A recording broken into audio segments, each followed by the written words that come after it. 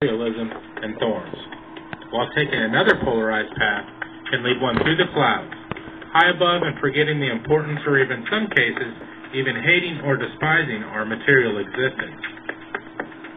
One who is watery in nature may have a difficult time with intellect, and one who is fiery in nature may have a difficult time with emotions. The middle path allows one to walk with their head in the clouds with their feet planted firmly on the ground. This is a highly spiritual nature, with grounded understanding of the importance of who we are and why we are here. This is a perfected union of spirit, volatile, and matter, fixed, often depicted by the androgyne or hermaphrodite.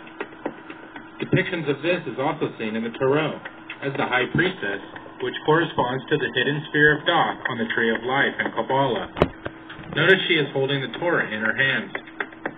In esoteric philosophy, the one became two in a mystical act of expansion and expression, the law of opposites and dynamic tension of the created universe. We have given honest observations of the importance of making the two into one. Return to the source in its nature of being in pure and unconditional love. All duality seeks union, conscious or not, and this was an original intention of separation itself. As energy begins to move back upwards, we see an amplitude increase in the active current begin to increase in our energy channels. I must have been upside down. Increasing in both strength and frequency, known aspects of biological science can now be observed. Let's take this opportunity to actually look at some science taking place, in hopes that we can gain a more rounded understanding of the process.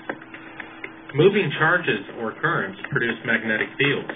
A constant current produces a constant magnetic field, while a changing current produces a changing field.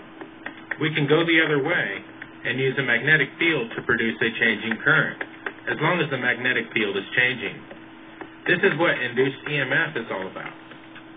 A steady changing magnetic field can induce a constant voltage, while an oscillating magnetic field can induce an oscillating voltage.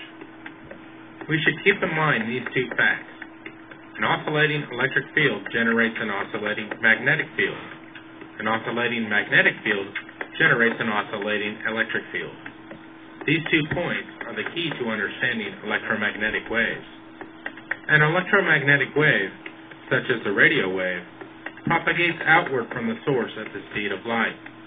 This means in practice that the source has created oscillating electric and magnetic fields perpendicular to each other that travel away from the source.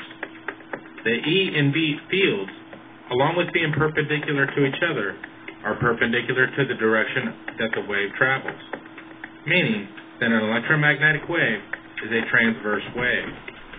The energy of the wave is stored in the electric and magnetic fields. As human beings, we have a polarized nervous system, known as the parasympathetic and the sympathetic. It is a closed-loop electrical system to carry signals to and from the brain, other organs, and glands.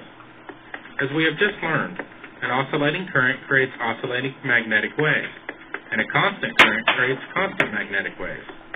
This electrical system is dipole. Like a magnet itself, the field maintains a similar shape to what we see with iron filing experiments, a torus-shaped electromagnetic field. Being grounded can therefore have an even more literal meaning, as attaching an energy channel's ground will complete the circuit, allowing for current and frequency of the wave to take shape. Just above the nervous system is found the pineal, which has a positive polarity, and the pituitary, which is negative. Once sufficient signal amplitude and activity level is reached in the nervous system, the EM waves of these two glands overlap. This creates a closed circuit between them, and in return, another torus-shaped electromagnetic field, which is the Ajna chakra, or third eye. This brings ethereal energy into a sense organ not normally stimulated in such a manner, and increases the sensitivity and reception to the frequencies now available. Theories have begun to arise about the electromagnetic field of consciousness and how it is connected to our physical body. There even seems to be some consensus in the scientific community as to these claims. If it is true that our consciousness is electromagnetic in nature, it will enable science to move forward into the research of metaphysics. In consideration of this discussion, why is all of this important to alchemy? something occurs within the alchemist at a certain realization that we actually have the ability to manipulate the reality around us, even if in a subtle way, perhaps even by affecting the reality on the smallest of scales. Today, these phenomena are known in quantum mechanics to be a multitude of potential outcomes in relation to a system of observable probability. In scientific terms, it's called quantum indeterminacy.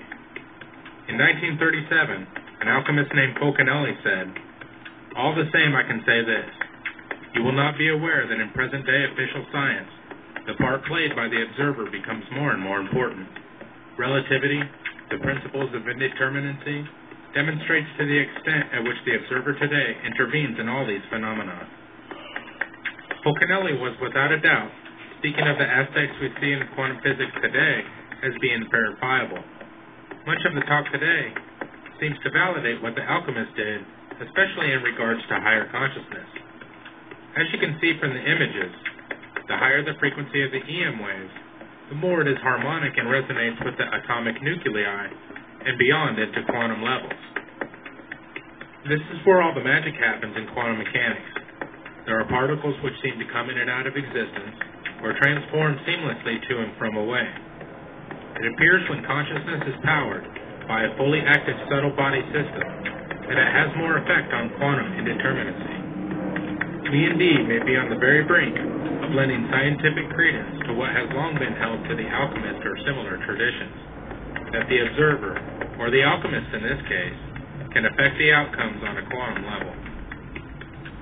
The process thus far has been all about self-awareness, which continues in its development as albedo moves into rubedo, and the consciousness which was originally volatile is becoming fixed. The etheric body is starting to be transmuted into the full light body. The flame of self-awareness is beginning to move down through the head into the middle and lower centers. Depending on a particular alchemical path, your focus may have been for it to enter the heart, and then the etheric rose comes back out of the heart center and enters the head center, illuminating the area between the pineal and the pituitary. This is one of several similarities between Christian and Rosicrucian traditions, when the focus of self-awareness occurs through the opening of the heart with unconditional love. This is a devotional path. For many traditions in the East, the path generally has more to do with the hands, or actions. We see this in aspects of karma, and that the proper actions can help to aid in the free flow of energy through the channels once again. These make up the three major energy centers worked with in most traditions. Even though some may have more prominence than others, nearly all have the goal of bringing in etheric energy and illuminating all of the centers eventually. When you have done your work with the needed effectiveness and sufficient energy passes through these centers, the blackness turns to whiteness, and you have entered albedo and are entering the unity of the self, finally becoming whole.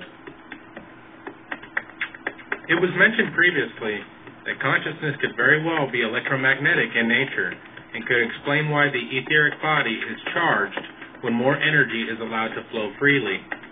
This may also be responsible for not only what is known as auras to be more visible, but also allow one to see others' auras more clearly when taken into account the ajna chakra. As the etheric body makes up our consciousness, it is affected by these changes in a most spectacular way. Lucid dreaming, astral travel, and OBEs may become very frequent occurrences. Your consciousness is energizing and solidifying, becoming intricate, complex, and literally hardening into a stone. This stone is the key few are blessed enough to find each century, for it unlocks all doors. The ability to move the consciousness into the light body is a fundamental aspect of the Philosopher's Stone, and is steeped and cloaked in the mysteries of eternal life. Because the consciousness is hardened into a stone and body of pure light, as the original physical body may fail, the self-awareness is eternal. This is the stone, in all of its glory.